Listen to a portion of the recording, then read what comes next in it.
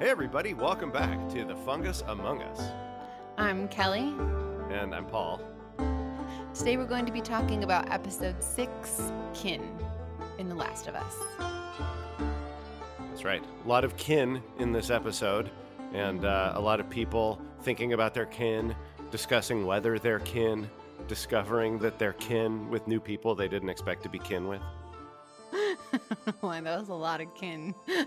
Yeah, that's what I'm saying. A lot of kin going on. You know, I actually have a question for you, because it's something that threw me a little bit in the beginning. They opened to show us, again, Henry killing himself. And I just kind of wonder the intentions behind that choice to show us that. I mean, I'm sure maybe the intention was to like have it be this sort of haunting reminder to their journey, because again, it says we cut to 3 months later. But I just thought, what a choice. I don't know. Did you think about that at all? I did, yeah. It was strange because, yeah, it kind of felt like a previously on The Last of Us, but it was part of the episode, you know? So, and then when I saw it, I was kind of like, oh, okay, well, this is probably going to be haunting Ellie and it's going to carry over into this episode. And it did kind of like Joel brings it up. So we know that it's haunting Yeah. Joel.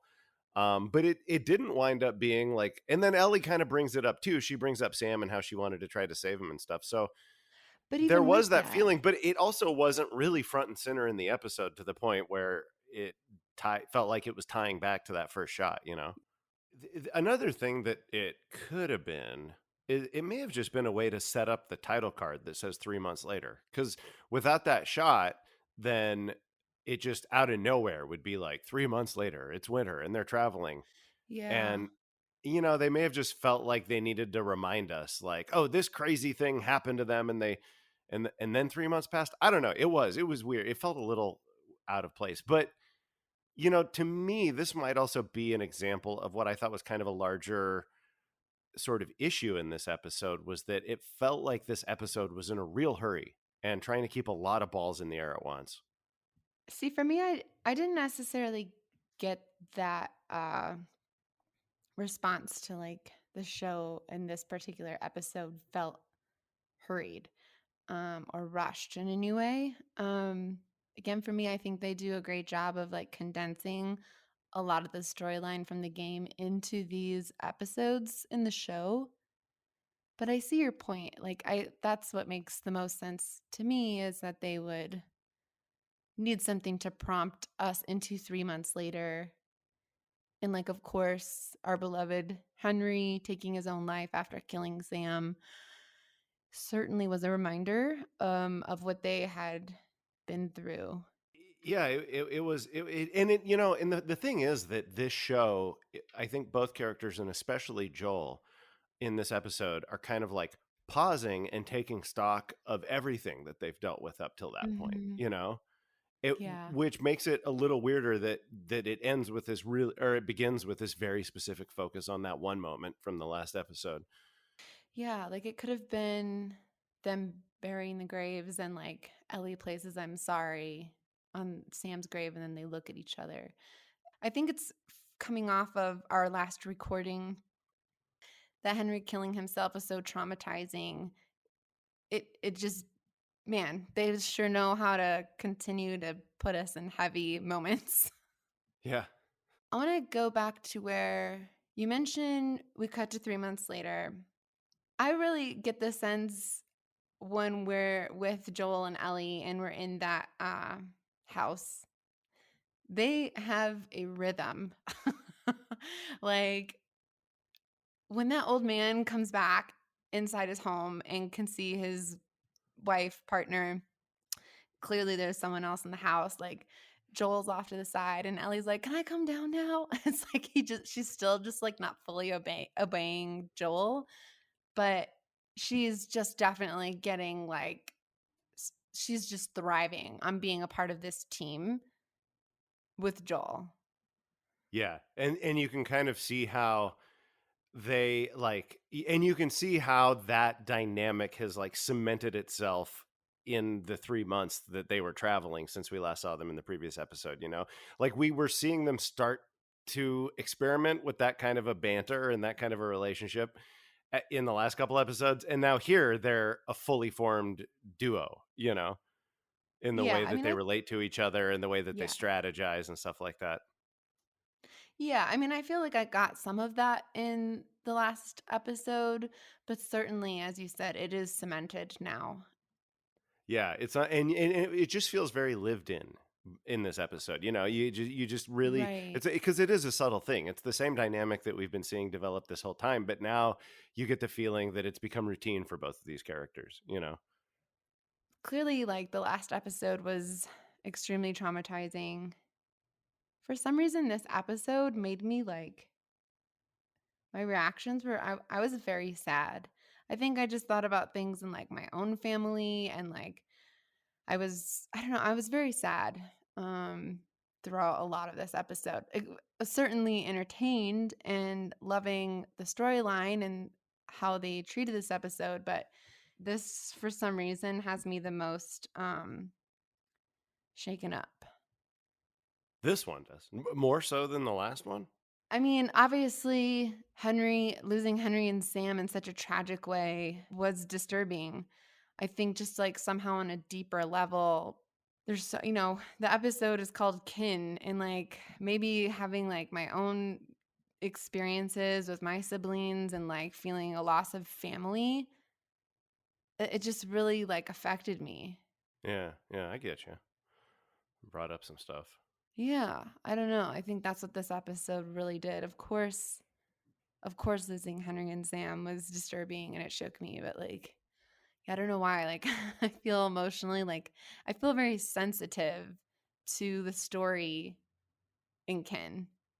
Yeah, I one thing that this episode was bringing up for me quite a bit in turn, as long as we're talking about like personal stuff that this show is stirring up is Joel has this PTSD and these feelings of failure for not being able to save Sarah 20 years ago, and 20 years and 3 months now. And I think even longer. They've been together for a bit before yeah, 3 months. 6 months maybe. Yeah, but a while. Anyway, 20-ish years. Yeah. But he refers to himself as a failure. He refers to himself as being too old or too deaf or too slow to still be able to do things. He talks about how every night he dreams and he doesn't remember the dreams, but he wakes up feeling like he's lost something and he's failed. And like all of that, obviously, I mean, I didn't have a daughter that died 20 years ago, or I'm not necessarily trying to get over a great tragedy, but I've definitely at an age and a point in my life where I'm constantly feeling a sense of failure, a sense of me being a diminished person from who I was when I was younger, losing trust in myself and my ability to continue to accomplish things or to do what I need to do. So, like that part of Joel's journey definitely felt like a little bit of a funhouse mirror of some feelings that I have. It didn't make me super sad because I don't know, probably because I like to keep my emotions at arm's length, but I was Yeah, definitely I know we've uh established yeah, that you but I have was no definitely feelings. drawing some of those parallels as I was watching the episode for sure. No, it's interesting you say that. I have PTSD and for a myriad of unfortunate traumas. So I think a part of that too was coming through to me. As you said too, Joel says later on, like he can't remember what the dreams are, but all he knows is that when he wakes up, he's lost something. And that was incredibly, for me, undeniably relatable. So I think again with that and just like it just for some reason this particular episode really tugged at my heartstrings. I mean, I felt like this was a very Joel focused episode. Ellie had a lot going on too, but we really, really dug into him in this episode. I have a Exactly. lot of thoughts on that for later as we work our way through the events of this episode. When Ellie and Joel leave that couple's house after figuring out where they are in the map. Actually, wait, before we leave that couple's house, can I just say, like, how much did you love them? Like, they were amazing. I was hoping that they were going to spend the whole episode with them. I was extremely, as always, really satisfied with like supporting characters. These guys are not in the game, but I love how Joel reminds him, I've been here long before you were even born, Sonny. He says to Joel. They were Yeah. they were fantastic, but also extremely isolated and very unaware of a lot. I mean, they weren't even sure who the Fireflies were. I definitely got to laugh out when the lady was like, "There are Firefly people," and it's like that's not an unfair question after what's happened in the world. Well, also the way that she played that, and by the way, that's Elaine Miles from Northern Exposure, which I used to watch when I was a kid. I was Oh so happy to wow. see her pop up in something again. But also from the way that she played that, I wasn't even. I felt like maybe that character did know who the Fireflies were, and she was just fucking with them because she thought it was funny. Like that Sure. whole scene, Yeah. there's this sense of mirth to that woman where she's just kind of like living this very monotonous life in this cabin, and now she has some people that she can like tease and have fun with, even though they're pulling guns on her and her husband, you know? Yeah, she even said to her husband that like she didn't even want to move out to the middle of nowhere. Like this was Right. again years before the infection day, but yeah, definitely got a kick out of these two. And she made them soup before he showed up. So I like I know. just it sort of it's fun to imagine the scene where they pull guns on her and Joel's being all serious and then she like makes them soup and they all have soup together. Like that I want to see that scene. I know, that was the scene I would have watched. When he came back into with the bow and arrows, I was like, "Oh my gosh, we're finally gonna get this prop and this weapon in the show again because Ellie needs this for X, Y, and Z later on." And I was so bummed that they didn't take the bow and arrow, but Ellie took a rabbit. Yeah. I thought that was hardcore. So, they Which know where they are on the map now and they are leaving. And I think an indicator to what you said, we're really focused on Joel is he's just heard that like his brother is probably most likely dead because of this river of death.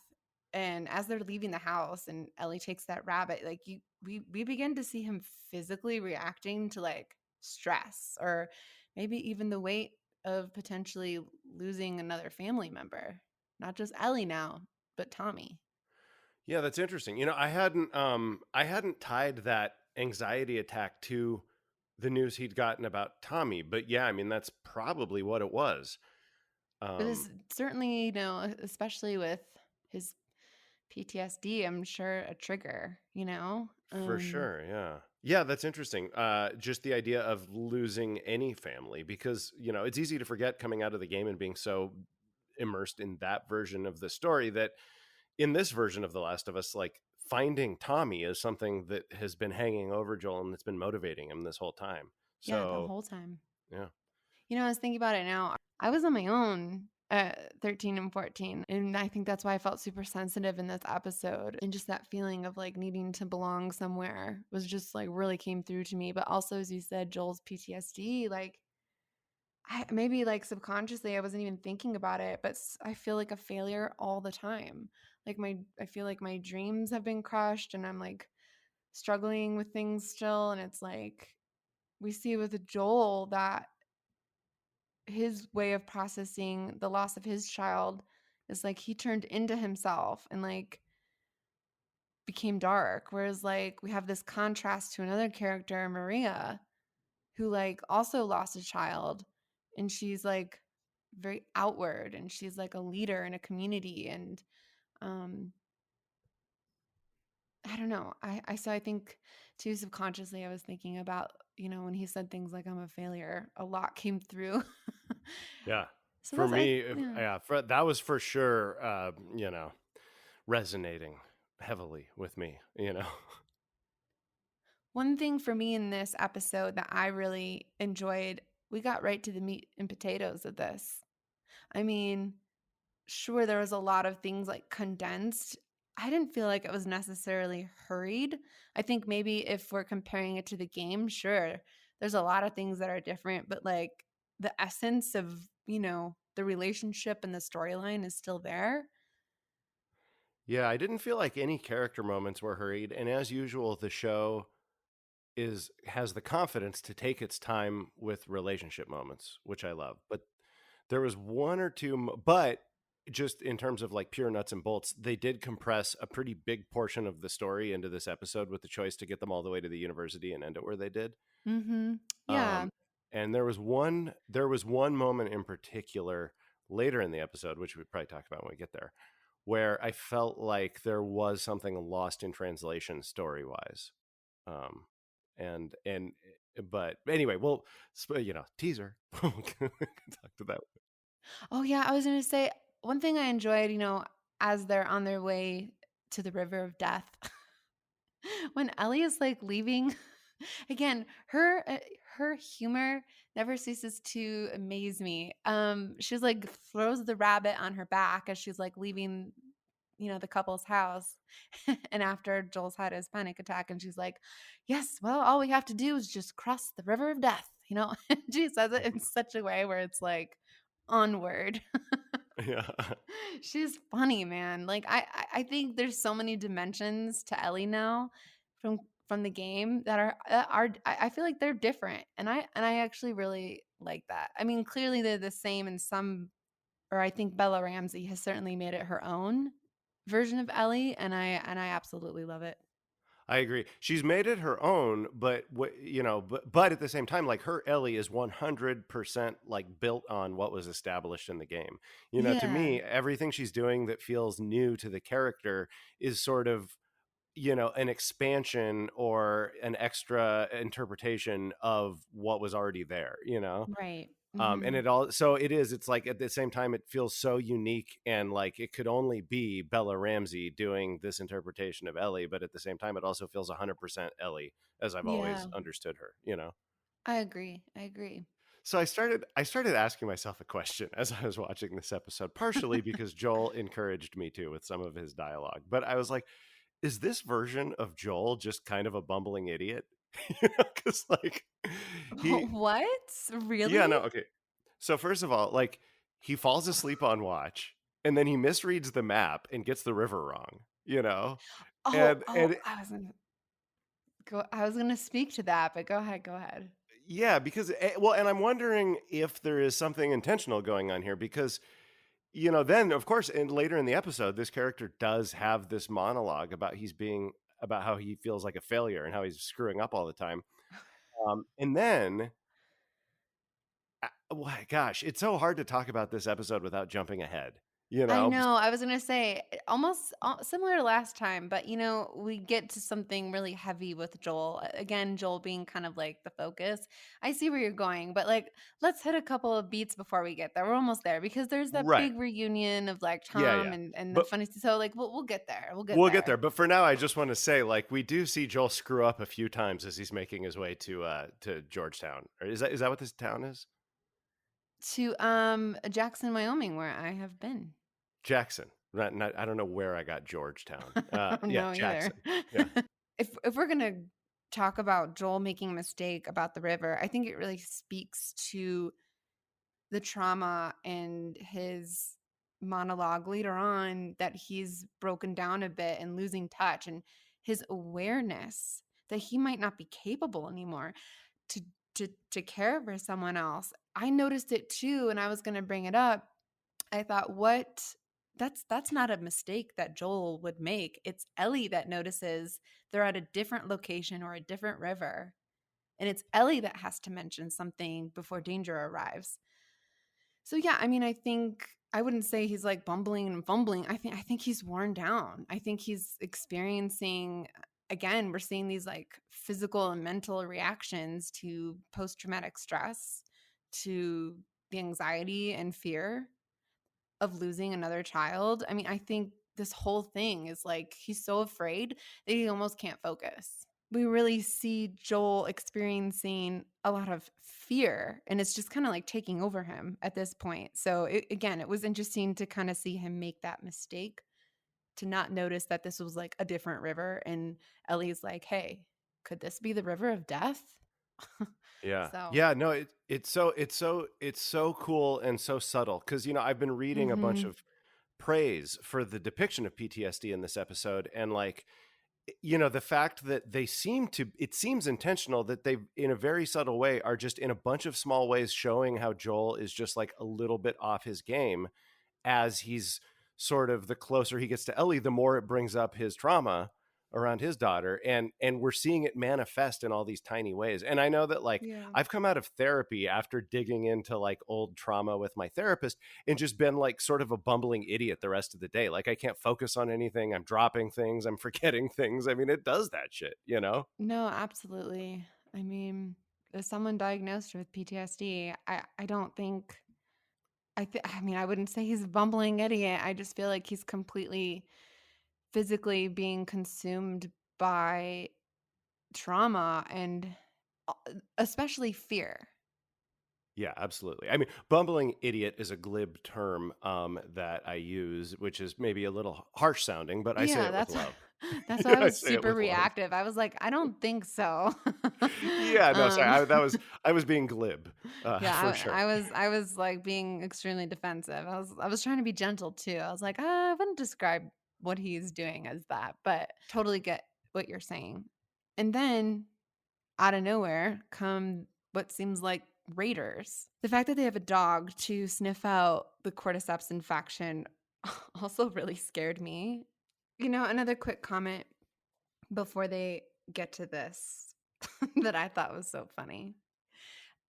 That I think again really establishes how well they know each other now is like Ellie arrives to the dam and says, "Damn." And Joel's like, "Yeah, you're no Will Livingston," because clearly she made a pun. I thought that was cute. Oh, I totally didn't get that. That's awesome. It was. I was surprised you didn't mention it. I was like, it's just It's because yeah, I saw it. again. Go ahead. No, because I didn't You get it. It went right over my head. I had forgotten that Will Livingston was the name of the guy that wrote the book. So when Joel said that line, I was like, what is that a reference to? Yeah, it just speaks to how well they've really gotten to know each other, I think. Yeah. Yeah. Um, so it was funny. As soon as we know Ellie is in the clear, it's like Mariah kind of notices maybe a similarity to like Joel and Tommy because she seems to like suspect something Well, it's unusual. good. Yeah, even you mean like even before she asked, because she comes out after the other guy's been doing the talking, and she's Yeah. like asked him what his name is, and Yeah. then when he So, I says his name's mean, Joel, I think she knows exactly who he is. oh, yeah. No, I'm suggesting she knew like before she even asked his name. Yeah. Well, one thing that is, I mean, they resemble each other, and also they have like the exact same Texas accent, Yeah, which would not be a exactly. super common thing to encounter in Wyoming in the apocalypse, probably. Right. So yeah, she probably clocked that right away. What an emotional reunion of Yeah. Joel and Tommy. Like I cried. It was yeah, it was really deep. Yeah, really deep, really heartfelt. And then yeah, I thought it was really an interesting choice the way that Joel called out his name.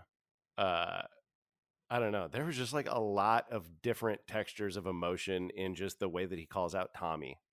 I'm curious to dive deeper into that because I, I maybe think I know what you're talking speaking to, but I think it was like the way he could yell out his name. It was just like filled with like this momentary break from his responsibilities and the weight and the heaviness of their arduous journey, Ellie and Joel's arduous journey. I mean, it was like he was in.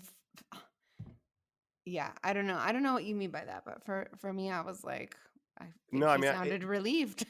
yeah, no, that's part of it. I mean, it was relief, and like you say, it was also like it almost felt like we got a little glimpse of, 16-year-old Joel calling out for 12-year-old Tommy.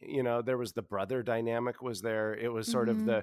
the sort of masculine, sort of commanding shout of an older brother to a younger. And it also just sort of had a youthful sort of quality to it. It's the way that two young guys would be like, "Hey, buddy," like the way that, but then, even as he's calling out, it kind of breaks and all the relief and the emotion comes through as well. I mean, it was just an amazing one word performance from Mr. Pascal. You sort of see Ellie's reaction to it as well, that maybe she almost feels like a little left out. And like in that moment she could recognize how he views, like his blood family, or like it was a moment for her to see maybe this other side that she hasn't seen yet of Joel. Yeah. That's an interesting point. I didn't really look at Ellie in that moment, but now I have to. Because one thing that I'm starting to feel with Ellie over the last couple episodes and kind of like coming to a head in this episode is that she has already figured out the depth of the relationship that she's developing with Joel, and she's Oh kind yeah. of gently hinting at it and waiting for him to figure it out too. Yeah, no, I mean back to that reference earlier when, they're talking about what's next, they after she saves the world, Right. and yeah, so for sure. Because there's the moment where he's like, what do you mean us or whatever, and she's just kind of like, okay, well then you, in a way that like she's not necessarily hurt by it because she understands it's Joel being Joel and he needs time to realize that they're now family. Yeah. So she's just like, okay, fine, we'll back off of that. Yeah, What she's what like do you think? You know? I love that she reveals in this episode her love for outer space and for her favorite astronaut, Sally Ride. I thought Yes. that was so cool because for those that don't know yet, that comes back later. Yes, it does. Yeah, Ellie's fascinated with space, and Yep. well, and for that matter, Joel brings up owning a farmhouse somewhere and ranching and having sheep, Yep. which also comes. I mean, there's a lot of echoes between this episode and stuff that Mhm. happens in part two and probably season two of the show. Yeah. So again, I gotta say, they really do such a wonderful balance of comedy in such a heavy, heavy show. The dining scene is hysterical, where Joel is like commenting on Ellie's manners as they're like eating at the dinner table and scarfing down food while like Maria and Tommy are watching. Yeah, and then she has to remind Joel to congratulate them on getting married. And Joel's just like, Well, it's funny because she says congrats first. And, like, as you said, it reminds him his delivery, the way he says congrats, makes me think to the last episode where he delivers the same kind of like tone to Henry, where like Henry's pointing the gun at him and like he's like, yeah, we're good. And yeah, Ellie's like, or Henry's like, no, you said it doesn't sound like real honest, man, or like something is suspicious about the way he delivers his communication. And Ellie's just like, no, that's just how he speaks. yeah. It's amazing. And it's this beautiful dynamic that's developing between them where Joel sometimes is such a grumpy bear that he comes off as like really scary and like Ellie is trying to apologize for that. And then since Ellie is kind of a young hothead, she's constantly doing things that are liable to offend people for no good reason. So Joel's trying to control that and they're both kind of always apologizing for each other, which Yeah. really comes out in this scene. But one thing I will say, it was during this scene when I had to pause it because I was like, who is that playing Maria? And so I looked it up, and it's Rutina Wesley who played Tara in True Blood, which is a bonkers ass show that I hadn't thought of for years. But I loved her in that show because she's amazing, and she's perfect as Maria. Yeah, she definitely does she does a lot of things for me in the show that she doesn't in the game. I think that's another unique thing about bringing this to life is that we can expand on these supporting characters in a way that we just don't get in the game. Certainly with Maria, I'm so glad we got like more depth to her. And during this scene, we may have seen the first of two Last of Us 2 characters that were introduced in this episode. Yeah. Yeah. So there's a part during the scene where Ellie spots a girl of about her age staring at her from across the lunchroom and yells at her to scram. And the internet is thinking, what? That it's Dina. Yeah. What do you think? Do you think So it was Dina? I absolutely think it was Dina. Now, do I think Uh, that that's who is going to play the character when she's 19 years old in the game in part two? I don't, maybe, I don't know, but it was certainly was Dina because isn't there some storyline where that's how they were initially met somehow? I don't know, whatever. I don't know. Well, it's interesting because in the game, when they go to Jackson in the first game, it doesn't look the way it looked in this episode. This is what it looks like in the second game. Yeah, You know, yeah. in the first game, they haven't really got it set up yet. In the first game, you help them turn the dam on. So, here we're seeing Jackson fully realized as a town as we see it in the second one. So, I mean, yeah, I think it was Dina, and I don't know. I mean, I bet that like at this point they know what they're doing and they know how important Yeah. this character is going to be. So I feel like that's probably also going to be the actress that plays her in the next season. That actress does not have a lot of credits to her name. People like looked her up and stuff. I forget her name now. She did like a short film, and I think she was in like an episode or two of something. But yeah, I bet that's Dina. No, I have no doubt that that was Dina, for Yeah, sure. For people who don't know Dina, she plays a major role in Ellie's life in the next part 2. we have a possible Dina sighting. I'd say a probable Dina sighting. So, do you know who the other Last of Us Part Two character who's introduced in this episode is? You might have to remind me. Okay, I'll give you a hint. It's not a human being. Shimmer. That's right, Shimmer. Yeah, Ellie met Shimmer as a foal, which in a way is so sweet because Shimmer becomes Ellie's horse later. You know, A- Ellie doesn't know it, but Joel's intention to also bring her to Tommy was to leave her with Tommy. That's kind of been something I think throughout their journey that he's been like internally struggling and debating. I think that once he arrives and sees that like Tommy really has this like secure safety net, I think there's also a bit of like relief that maybe he can leave Ellie with Tommy to take her all the way to the Fireflies. Because there's this moment where after Ellie meets Shimmer, it's like the first time there's an opportunity to leave Ellie because we're in this safe environment. And like Maria's like, Joel, Tommy, why don't you guys catch up? And Ellie looks over to Joel and she's like, Joel, and in this kind of like dismissive way, he's like, "You'll be fine. You'll be fine." Like clearly she's worried about being separated from him. And I think like he had to put on this like, I don't know, this coldness in that moment to just kind of pass it off as like, "You'll be fine." Even though I could kind of tell like he was still worried, but it was like he was able to let go of her for the first time in a long time.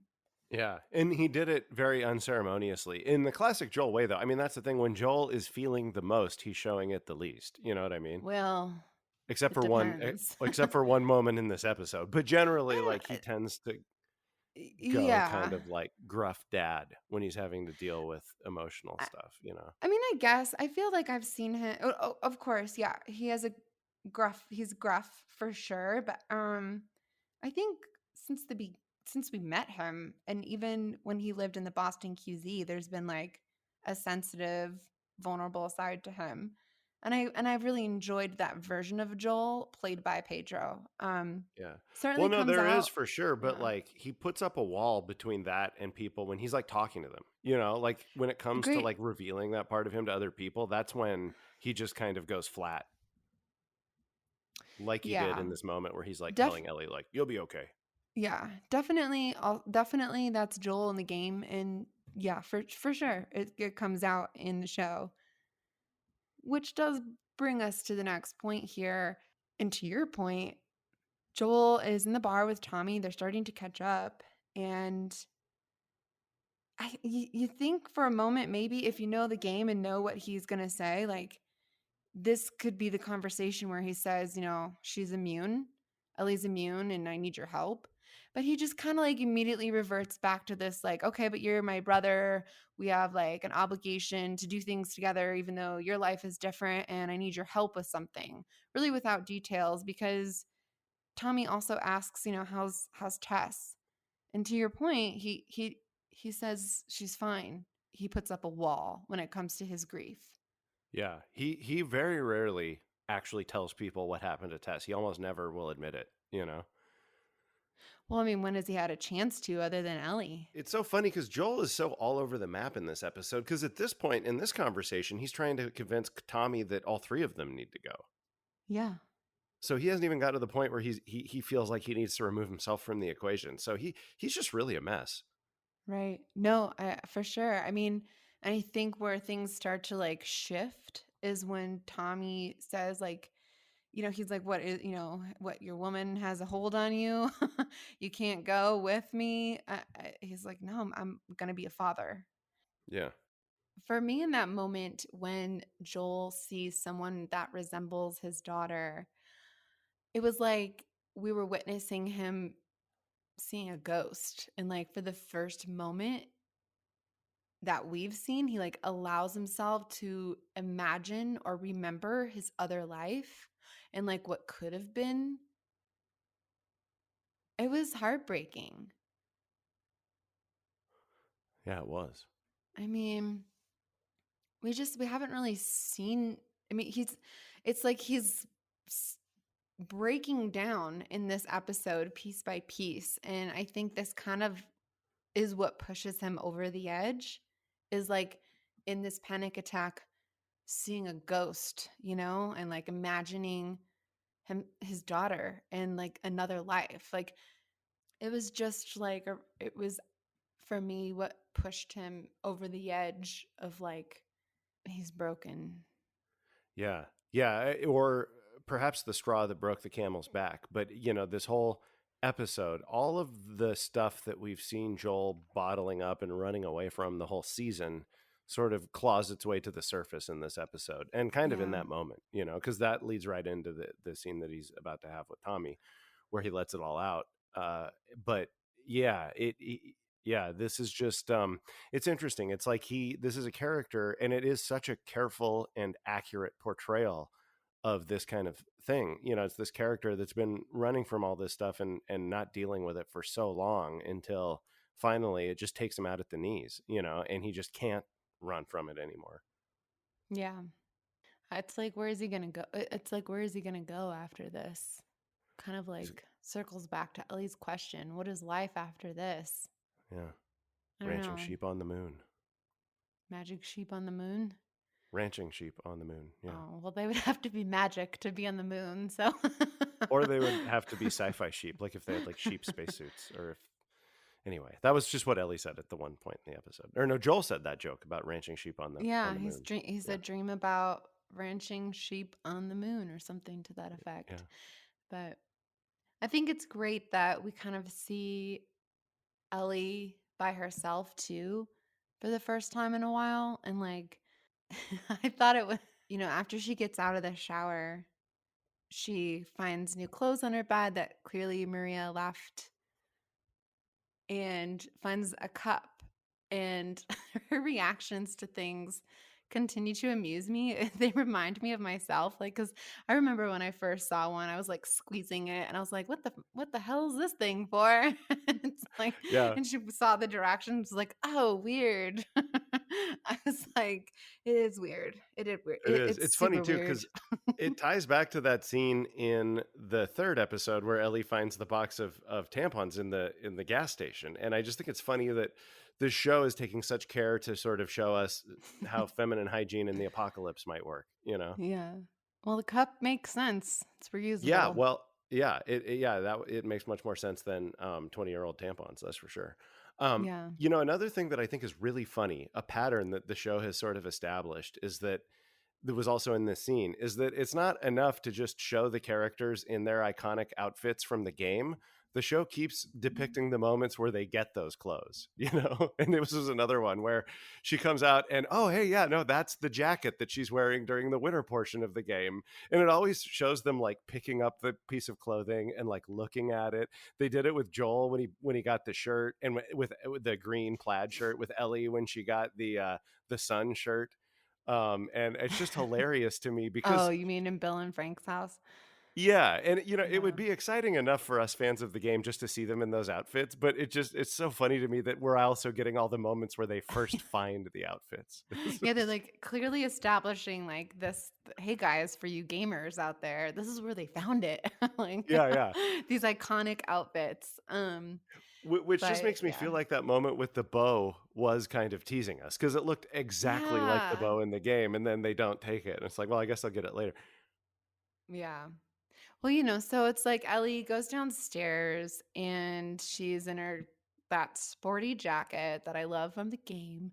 Um, she notices like a little memorial writing on the wall of Kevin and Sarah.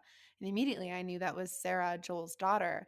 And I remembered, oh, yeah, Joel hasn't told Ellie about his daughter, Sarah, yet. Like, that's pretty clear to me in this point. That's pretty clear to me in this moment. So, Maria comes in with the eggplant coat, which I just thought was so funny. She's like, "Yeah, this is fucking egg fucking purple or whatever." She's like, no, it's um eggplant. yeah. And Maria's super like just although she also has her guard up, she's so much of a caretaker herself. She was a mother, shares that with Ellie. Ellie says, "Sorry about your kids." And that's the moment where it's like how Ellie finds out Joel had a daughter. And, I really appreciated that her reaction wasn't like, I don't know, over the moon. She just kind of like soaked it in and even said, like, no, like that makes sense. Like, I kind of understand him a little better. Yeah, big moment there. And yeah, and it was really you're right. It was very subtle and quiet the way that she sort of internalized that information. You could see a lot of things clicking into place for her. And also, I was, as a separate thing, I was just like giggling with delight at Ellie's little exchange with Maria as she's getting her hair cut, and she kind of just outmaneuvers her every time Maria tries to make Every a move. point. You know? Yep. Yeah, about like Joel killing people. Like, Ellie knew that. I kind of Yeah, was a little confused at Maria's intentions to be like, it's those that you trust the most that will disappoint you speech. And I was like, where is she going with this? I don't well, I know. think that Like, Maria, I mean, the way I interpreted it is that Maria was concerned about Ellie being with Joel because Maria clearly has no trust for Joel. She has heard these stories about how him and Tommy used to basically be raiders. And I think she probably blames Joel for that primarily, right or wrong. And so she's worried about this young girl going around with this guy who's willing to kill innocent people to stay alive. And I think that's kind of her way of telling Ellie, just, you know, all I'm saying is like, be careful about trusting this guy. yeah, He's or got maybe a she was really like, dark past. yeah, maybe she was like inviting her to stay there rather than continue on with Joel or something to that effect. But, again, it's like she made a good point. As you said, she outmaneuvers her each time. She's like, well, doesn't Tommy have the same history? And she was like, oh, well, Tommy was following Joel. And I'm like, you know, it's, it's, it just was so clear to me too in that moment that like Joel and Tommy have had experienced so much trauma even after Sarah's death, and it's like trauma that they felt forced into. And I don't know, it's like you never really get their story on the horrible things that they did and why it pushed Tommy away to run away from him. Yeah. Something else I noticed when they go to the movies, again, it's Ellie's just sort of like plopped into this unfamiliar world. Like maybe there were similar things in the Boston QZ, but for so long now, she's been in survival mode, in journey mode with Joel to like just be plopped in a movie theater with like a bunch of kids. It's like she doesn't know how to be by herself. And she's clearly concerned where Joel is because she's like looking around for him. And then we get into probably one of the most emotional scenes where Joel is trying to fix his shoes and Tommy and Joel have a sit down. Yeah. I mean, this is a big scene. This was a real showstopper. It was an amazing moment from Pedro Pascal. I knew I actually I didn't know anymore if the conversation was coming where where Joel was going to share with Tommy that she's immune, and he kind of like jumps right into it. And I think he's still coming off that like experience we spoke about where he felt like he saw a ghost. and it's like he's traumatized and he can't move forward.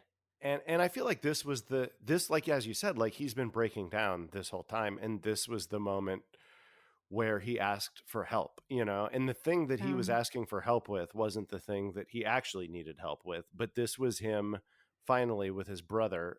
Maybe there would be almost nobody else that he would open up like this to.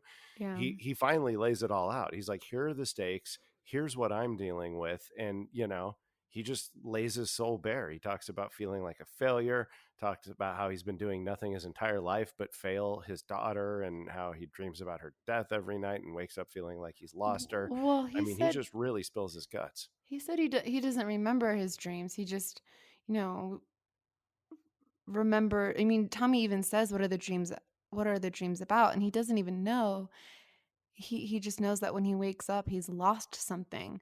And I think too, when he's talking about failing her, all I've done is fail her. I think he's talking about both Ellie and Sarah. I don't think he's just focusing on like one situation. I think he's focusing overall that like I mean, you've mentioned he's talked about failing Sarah.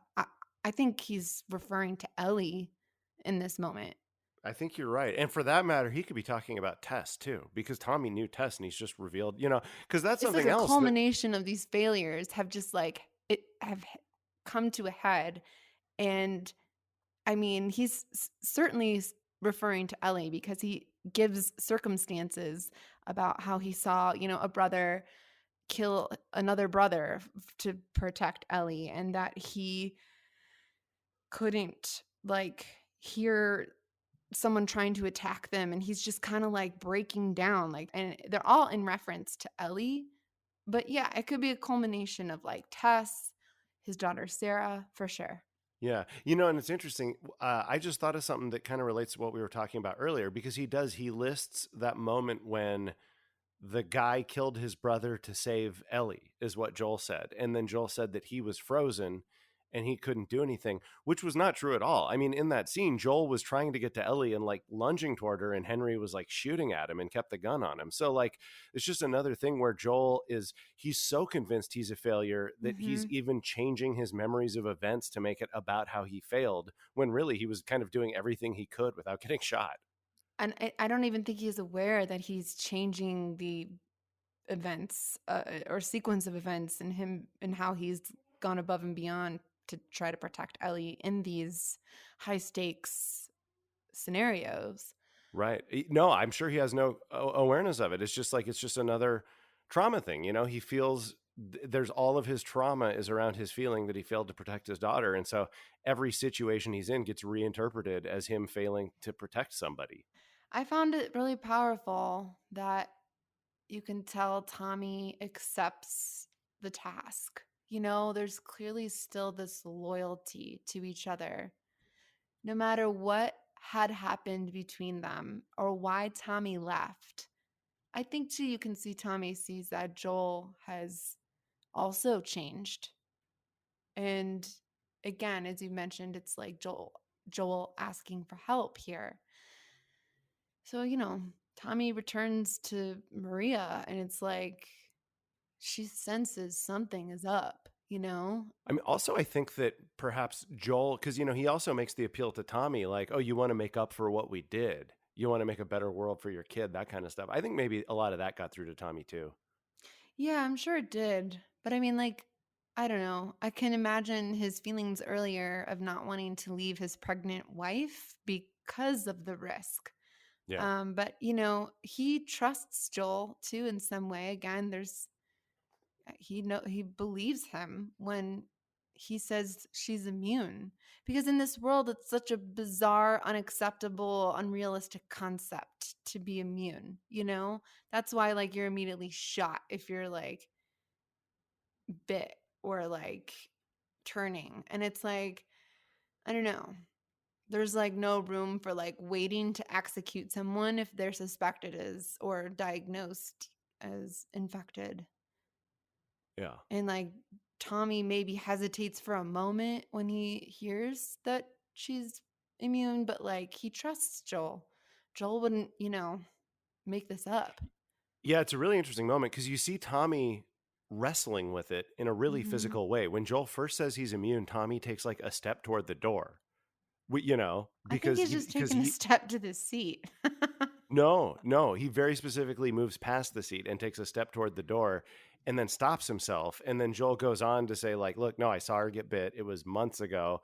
And then Mm, Tommy still is like physically angled toward the door, like he wants to go run out and make sure Ellie's not turning into an infected and biting everyone. yeah, And then he sort of like masters it and like thinks it through and concludes like, okay, I trust what Joel's saying. And then he goes back to the seat and sits down and says, start at the beginning.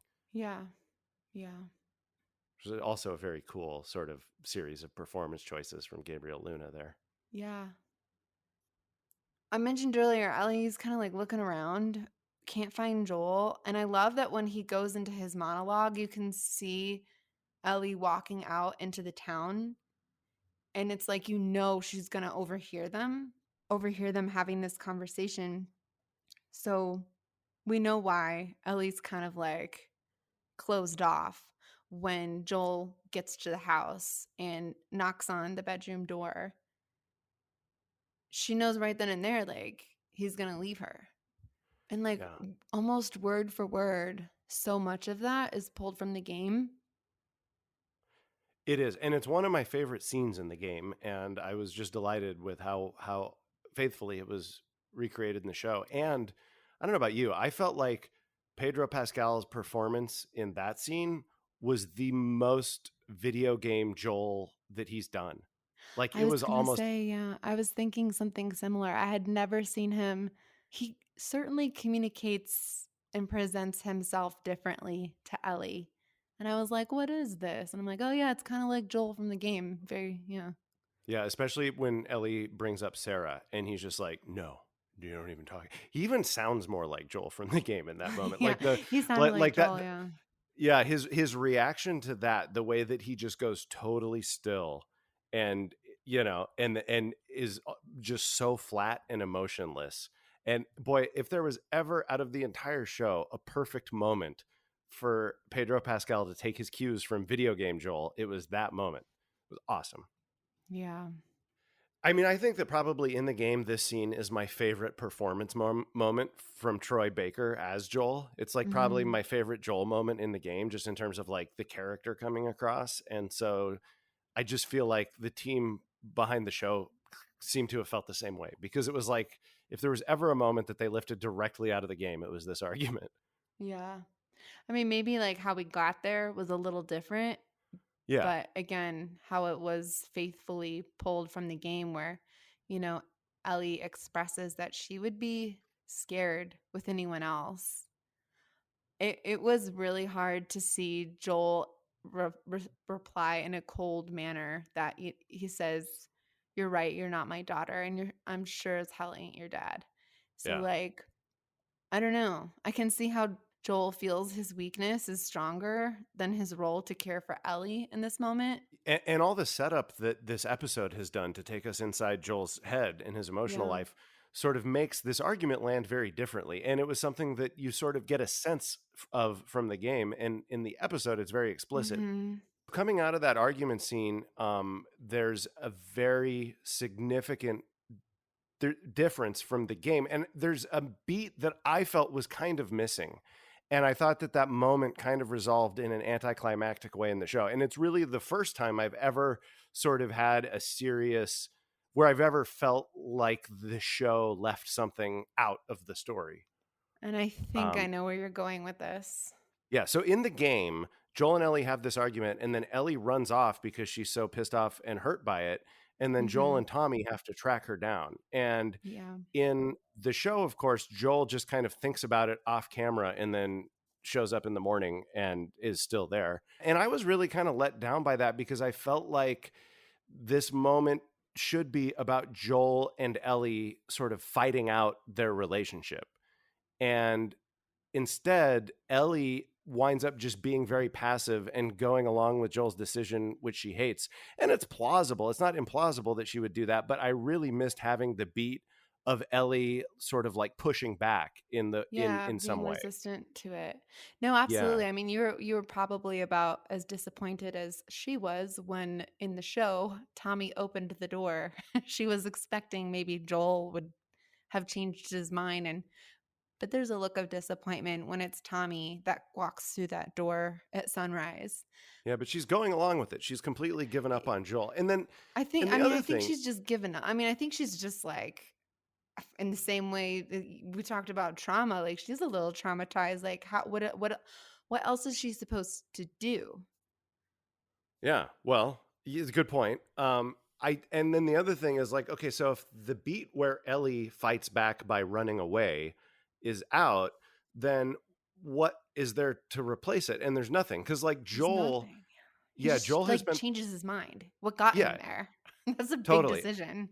It felt very anticlimactic. So I'd be interested to see some other version of this story beat where something makes Joel come around Hmm. instead of Ellie running away, but that wasn't there. And so it just kind of felt like there was this big tension about him wanting to leave that had been set up the whole episode, and then it just kind of evaporated with him being like, "Oh, you know what? I'm still here." You know? I mean, I still felt the scene itself as like standing alone was brilliantly executed with like just again the relationship between Joel and Ellie and how they communicate where Joel ends up saying, you know, I felt like it should be your choice. She immediately puts the bag in his hand and says, "Let's go." But I'm like, Yeah. as fun as that was, it would have been more like we needed something to get there, I think, in between the argument and that moment. Right. Even if it had been something as simple of like as like 45 seconds of Joel doing what he said. You know, like even if we had just seen him going into the barn, saddling a horse, being about to leave, and then like looking back and being all conflicted, and then some score, some like emotional score as Yeah, he takes a deep breath. our Even favorite that score. right. Like that would have even that would have made it feel a little bit more complete because as it was, Yeah. it just it really felt like I was just like I was on a roller coaster. I was just dragged all the way up to the top of the thing, but then there was like no downhill. Well, but I mean, we had that, you know, after the argument, we did have that piece of where he does start to remember Sarah's face and like a special moment together, but that doesn't really connect the dots on Ellie and Joel's big argument to, okay, we're going to continue the journey together. And it's up to you, Ellie. I still think you'd be better off with Tommy, but, and it's just like, yeah. Right. Yeah. It doesn't, I mean, it sort of gets us partway there, but it's still not the moment where Joel changes his mind. And we didn't see that moment. And we had it kind of like very quickly synopsized for us in a way that made it really hard to sort of feel and understand it in the way that I wanted to. Okay. So this is something new. I wonder, are those memories of like them decorating the Christmas tree and like seeing her face, is that like his first time remembering a dream? Because he made a point earlier in the show, earlier in the episode, that he can't remember his dreams. He's just know he's lost something. So maybe in some like artistic way, this was like a representation of him like remembering his dream. And like since he's now remembered a dream, he can wake up and like make a choice to keep something rather than feel like he's lost something. I mean, I don't know. That's just like that's an abstract way of going about it, though. It is. And, well, but also even if I mean, and there may I think there's probably something to that. I mean, I think it is really significant that that's the first time that we see that's the first time we've seen him remember Sarah's face though in the whole show, you know. And so I think that is significant. But at the same time, even if that is supposed to be sort of an abstract representation of him sort of coming to terms and wanting to move forward, like he still then says that he was went out to the barn planning to steal a horse and leave. So it still is kind of like a murky depiction of that beat where he changes his mind, you know? Coming to this conclusion, I'm actually satisfied with it. Like, I feel I'm like I think it was a unique way. It was to have that shift. Certainly would have liked to see more, but I don't know. We hit the hammer on this bunch, so we can move on. Yeah, yeah. I mean, they, you know, here's the thing. They do everything really, really well in this show. So everything they did was great. I don't think, like, I don't think anything's going to make me feel like there's not. bit of a missing beat there. But I'm also Yeah. happy to meet the show halfway and fill in some of the blanks. And I think that your interpretation does make a ton of sense, you know? The scene at the university where they arrive and the fireflies aren't there. I'm like, I mean, these 4 raiders dudes come out of nowhere, and like, I was wondering when we might finally see a stealth kill. Unfortunately, it's one that injures Joel. Yeah. So this guy swings at a bat. It's a broken bat and pierces his stomach. There was a tiny part of me that was like kind of amped up or excited for the action of like what we experience in the game, and he like falls from a floor onto a pole. Yeah. But I mean, it was still like it was cool. It was different, but like I was like preparing myself for like an action scene, an intense one. Yeah. I was hoping for one. I was beginning to fear there would not be one, and there kind of wasn't. I mean, it was especially, after this episode, I really wanted to see Joel kick some ass because I wanted to be reminded that he was an ass kicker. And I guess he did. He kicked He that one guy's did. ass, but like, It's not fair yeah, that that bat split in half and pierced his stomach. yeah. No, and by the way, I love the fact that the guy came at him with a bat that looks exactly like the bat that you see in the game, and then Yeah, it yeah, broke exactly like the bats in the game break. It's so yeah. funny. But yeah, I do think though, again, it's like this is a thing where it may be my preconceptions, but if nothing else, I would have liked that to have been a little bit more of a built out action sequence so that the Mhm. escape just felt like it had higher stakes and it was more skin of the teeth. Like all those moments came crashing together so fast. Like there's raiders here. We got to sneak past him. We're in a fight. Joel's seriously injured. That took like 60 seconds or something. And like, Yeah, I if nothing else, like an extra minute or two of suspense or action mhm. or something to sort of emphasize that moment a little bit more, I feel like would have also made me feel a little bit more taken aback by Joel's injury. You know what I mean? Yeah, I mean, I see what you're saying, or maybe like a scene where they think they're getting away and then he's pierced by that bat. Yeah. I don't know, just something like a little stretched out to be like, there's a moment of hope again, and then we're Yeah. completely Or back to even or even if it had been the exact same fight, but we were just in it longer and they had to Mhm. work harder to win it? Because like it all just happened so fast that Well, how long are we gonna watch 2 dudes fighting? Like, it was like he was choking him to death and snapped his neck. well, I'm more yeah, but interested in, like, it being drawn out, they've gotta run, they gotta hide, they get one guy. I'm talking, like, that kind of fight scene, not like I don't right, wanna yeah, no, I'm with sit you. and I'm with watch you. them Or have, like or it could have been more than one guy or the fight could have spanned a few areas or.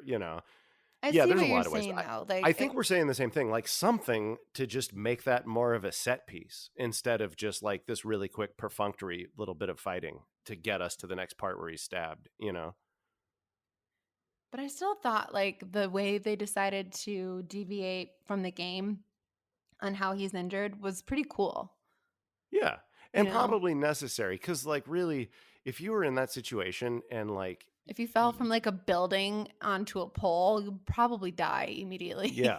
He was totally skewered by that piece of rebar. And then like just Oh, yeah, I like if remember. somebody had that injury in real life, you'd have to like take them to the hospital to even remove the rebar without killing them. Like the idea that like a young girl would be able to like lift him up off it and get him out without killing him. It's fine in a video game. In a show, I think it maybe would have felt a little unbelievable if it had gone down that Yeah, no, way. I felt like this was like I believed this. I believed this. I just wished it was a little bit more drawn out. Yeah. It looks like the next episode is going to focus on Left Behind. Yeah. Hey, actually, I have a question. Do we know who Troy Baker is playing in the show? I don't, and I want to wait to find out. I want to be surprised. I don't want to look it up. I don't know if it's been revealed, but I had a thought when I was watching the end of this episode. I was like, what if Troy Baker plays the creepy ass cannibal that is like trying to recruit Ellie? I think he's just going to play like a side guy. I have a feeling that Ashley Johnson is going to make an appearance in the episode too. If this is kind of like Ellie's flashback, I think they have Ashley Johnson play like her mother, and there's like Yeah. a birth scene. So like, who knows? Maybe like Troy Baker and Ashley Johnson will both be the next episode. That'd be cool if they were in the same scene. I think somehow they're gonna have Troy Baker and Ashley Johnson as part of Left Behind, and I'm really Mhm. curious to find out how they do that. Yeah, me too.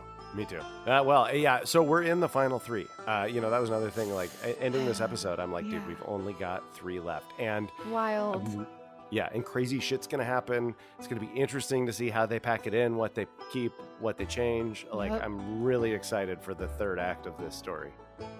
me too. Me too. Yeah, All right, everyone. Thank you so much, as always, for tuning in to The Fungus Among Us. that's right. Stay safe out there, and we'll see you next week. Or stay dangerous. I don't know. I think that's a good out. Stay dangerous. But also be kind.